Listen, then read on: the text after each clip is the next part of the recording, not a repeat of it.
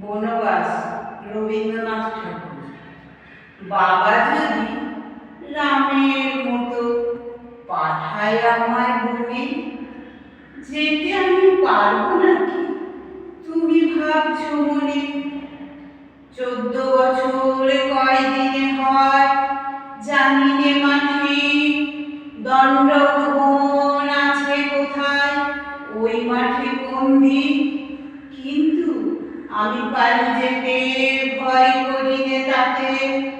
লক্ষণ ভাই যদি আমার থাকতো সাথে সাথে, বনের মধ্যে গাছের ছায়ায় বেঁধে দিতেন ঘর। সামনে দিয়ে বইত নদী, পড়তো বালির চর। ছোট্ট একটি থাকতো ডিঙি, পাড়ে যেতেন বেয়ে। হরিণ চড়ে বেড়ায় সেথা, কাছে আসতো ধেয়ে।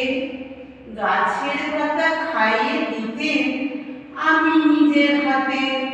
লক্ষণ ভাই যদি